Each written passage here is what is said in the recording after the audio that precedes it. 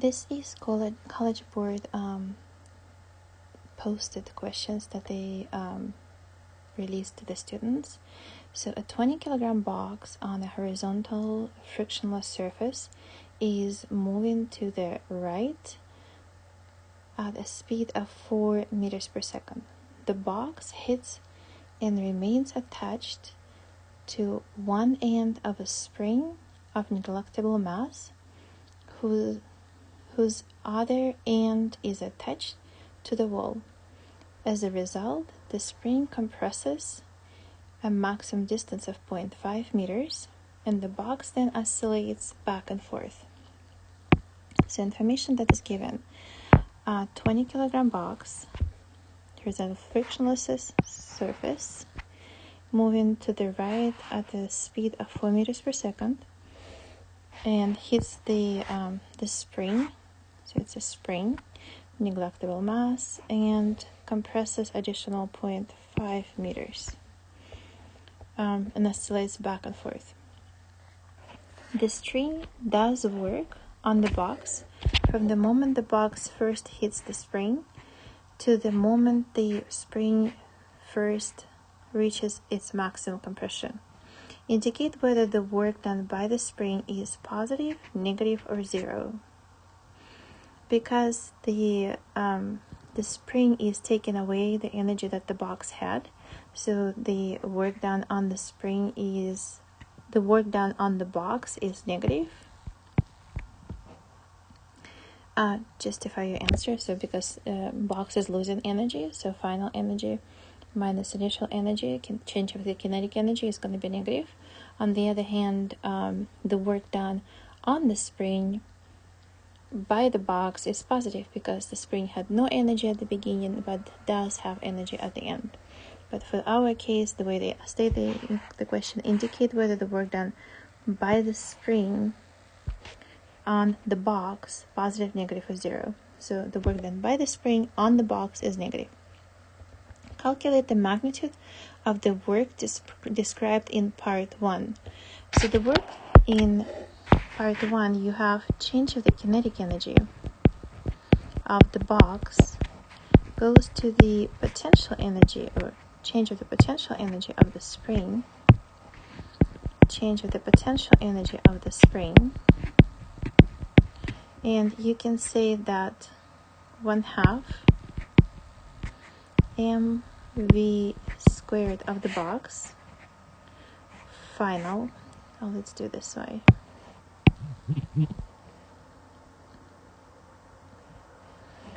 change of the kinetic energy, final kinetic energy minus initial kinetic energy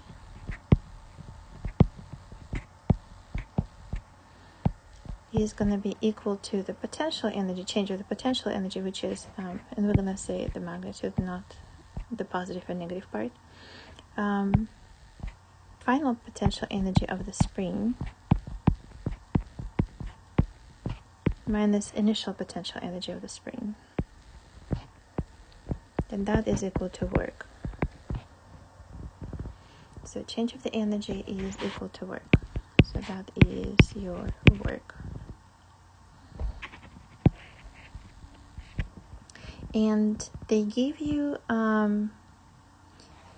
x. Let's underline what we know. We have x, we have the mass of the box, we have the velocity of the box, but we don't have k. K is unknown, so I cannot use this formula, this part, to calculate the work. So I'm going to use the work is equal to the change of the kinetic energy, which is 0 minus 1/2 the mass of the box, velocity of the box initial squared, final is 0, and that was 4, correct? And my answer is equal to 160 joules.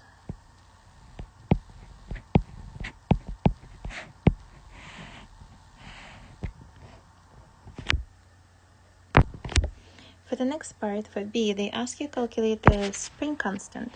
So again, going back to our equation, so we have change of the kinetic energy of the box is going to be equal to change of the potential energy of the box. And I'm just going to write the energy lost by this one equals the energy being gained by that one, not including my zeros. So I have 1/2 mv squared of the box, the energy lost, is equal to energy gained by the potential energy of the spring, 1/2 kx squared. 1/2 and 1/2 can be cancelled from both sides. I have 20. Velocity squared is 4 squared is equal to k, and x is 0.5 meters, so that's 0.5 squared. So 0.5 squared is 0.25, which is 1/4. I can multiply by 4 both sides. If I multiply by 4 both sides, I get 80 times 16 is equal to k, and that is equal to 1280, and it's measured newtons per meter. So your spring constant is equal to 1280 newtons per meter. For C part, they ask you to calculate the magnitude of the maximum acceleration of the box. The maximum acceleration of the box is going to happen when the maximum compression of the spring happens, when the maximum force is acting. So the maximum force acting is the force of the spring, and that will be equal to ma of the box. So I have it's a negative kx is equal to ma. I don't have to worry about the sign of my kx. K is 1280 and x is 0.5 maximum compression. Mass is 20, and I'm looking for acceleration. So acceleration is equal to 32 meters per second squared. For D part, they ask you to calculate the frequency of the oscillation of the box. So in order to calculate the frequency, I know that the frequency is going to be equal to 1 over the period. So I need to use the period for the spring formula to calculate the period first. So that's 2 pi m over k, and equals to, I have 2 pi. The mass is 20 kilogram and k is 1280. That gives me 0.785 seconds. And to calculate frequency, I have to do 1 over that number. And that gives me 1.27 hertz.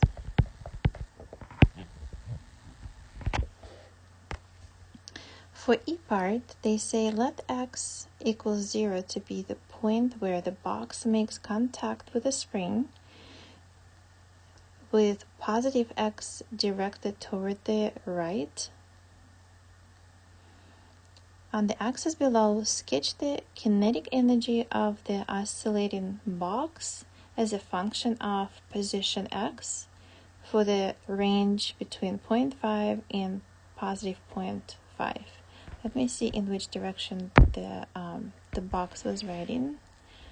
Horizontal friction moving to the right. So the box was moving to the right, so the compression happened to the right. The box is going to be moving backwards now, so it's going to be moving to the left. Okay, so they want us on the axis below, sketch a kinetic energy of the graph, kinetic energy of the oscillating box as a function of x for the range between 0.25. So when the box compressed, the box is on 0.5, and then the box is going to be pushed back by the spring. So when the box is fully pushed by the spring, when the box pushes the spring fully till the end, it stops for a second before it's being pushed back by the spring. So at the moment when it is all the way to its maximum compression of the spring, it has zero kinetic energy. Then it will have some maximum kinetic energy, and then it will go back to the zero kinetic energy by the time the spring pushes it all the way out. So in the relationship between the kinetic energy, so the kinetic energy is equal to 1/2 mv squared, but the velocity is equal to distance over time. The average velocity is equal to distance over time. So I know the relationship between k and the distance is squared, so it's a parabola because I have to square it.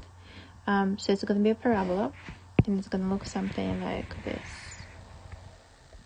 where the maximum is going to be the maximum velocity of the box all the way at the top. And for the second part of we are on E, yes. So for the second part of E, on the axis below, sketch the acceleration of the oscillating box as a function of position x for the range between, again, 0.5 and negative 0.5. So before I start graphing, I need to know what kind of relationship my acceleration has with the distance. So I'm going to go back to the formula that I was using. The force is equal to ma. The force is kx and equals to ma. Positive, negative doesn't matter because A changes its direction, so it doesn't matter for the positive, negative. So A is equal to K over M x.